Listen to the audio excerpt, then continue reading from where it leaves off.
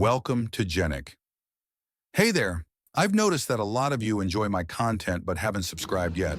Subscribing is completely free, and it really helps me keep making great videos for you.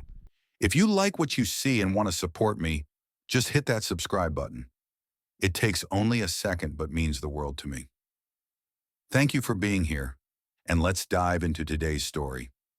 At a busy railway station in a big city, a poor beggar spent his days asking passengers for money. It was the only way he knew to survive. One day while begging, he noticed a tall, well-dressed man who looked rich and important. Thinking he might get a good amount, the beggar walked up to him and asked for money. The man looked at him and said, "You're always asking others for something, but have you ever given anything to anyone?"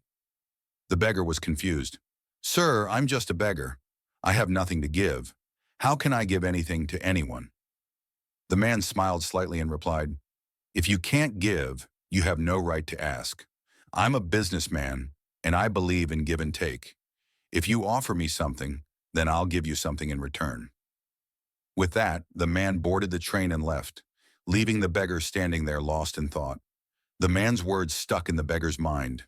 He kept thinking, maybe people don't give me much because I never offer anything in return. But what can I, a beggar, possibly give? For 2 days, he struggled to find an answer. Then on the third day, while sitting near the station, he noticed beautiful flowers blooming nearby. That's when an idea struck him. Why don't I give flowers to people who give me money? Excited, he picked a few flowers and set out to beg again. But this time, whenever someone gave him money, he gave them a flower in return. Something amazing happened. People loved it. Some smiled, some thanked him, and many gave him even more money than before. He noticed something important. When he had flowers, people gave him more. When he didn't, fewer people gave him money. That's when he realized giving changes everything. One day while begging on the train, he saw the same tall businessman. Excited, the beggar rushed to him and said, "Sir, today I have something to give you. Please give me money, and in return, I'll give you some flowers." The man smiled, gave him money, and accepted the flowers. Then he said something that changed the beggar's life. "Wonderful. You're no longer a beggar. You've become a businessman like me." Hearing this, the beggar suddenly realized he wasn't just taking anymore. He was giving something in return.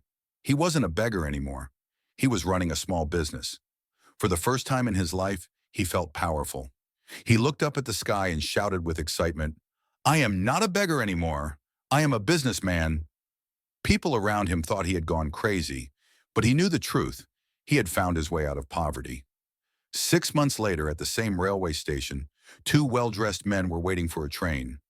One of them, the same businessman, was approached by another man in a fine suit, polished shoes, and a confident smile. "Do you recognize me?" the well-dressed man asked. The businessman frowned. "I don't think so." The man smiled. "Oh, but we have met before. Twice. Don't you remember the beggar you once spoke to?" The businessman's eyes widened in shock. You were the beggar I once refused to give money to, and later I bought flowers from you. But today you look completely different. What do you do now?" With pride, the former beggar replied, "Yes, I was that beggar. But today I am a successful flower merchant. I'm traveling to another city for business." He continued, "You taught me a simple rule. We only receive when we give." That lesson changed my life. I realized I was never really a beggar. I was always a businessman. I just didn't see myself that way. The businessman smiled. "I'm happy for you. You truly learned the secret of success." They shook hands, both now equals, and boarded the train, this time as two businessmen. This story teaches us something powerful. Giving creates opportunities. The beggar's life changed the moment he started offering something instead of just taking. When we add value to the world gives back to us. Your self-perception shapes your future. The beggar stayed poor not because of his circumstances, but because of how he saw himself.